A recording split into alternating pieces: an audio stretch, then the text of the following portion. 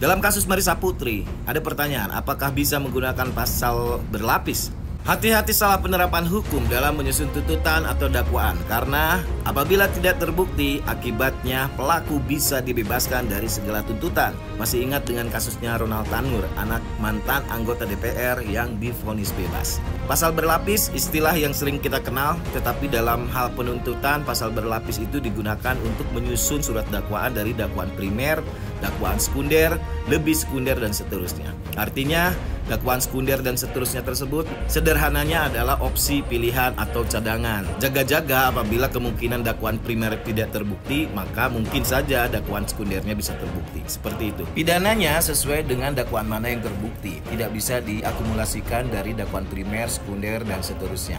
Kecuali jaksa menyusun dakwaan kumulatif, maka pidananya dari hukuman yang terberat ditambah sepertiga. Tapi apabila satu saja dari dakwaan kumulatif tersebut tidak terbukti, maka berakibat ke pembebasan. Nah, dalam kasus Marissa Putri, bisa saja jaksa penuntut umum menyusun dakwaannya dengan pasal berlapis. Misalnya dalam dakwaan primernya menggunakan pasal 311 ayat 4 Undang-Undang Nomor 22 Tahun 2009 tentang lalu lintas dan angkutan jalan dengan ancaman hukuman 12 tahun penjara.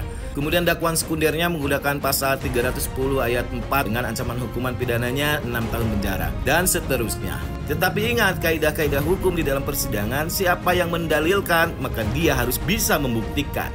Nah, apabila memang sudah yakin dan sudah cukup kuat bukti untuk bisa menjerat pelaku dengan seberat-beratnya, maka lakukanlah. Tetapi apabila tidak yakin, maka pilih yang paling sederhana, yang bisa dibuktikan. Karena itu tadi, seperti yang saya bilang di awal, hati-hati salah dalam penerapan hukum. Apabila tidak terbukti, maka akibatnya pelaku bisa bebas dari segala tuntutan. Dan hal seperti itulah yang sering digunakan oleh oknum jaksa untuk membebaskan pelaku.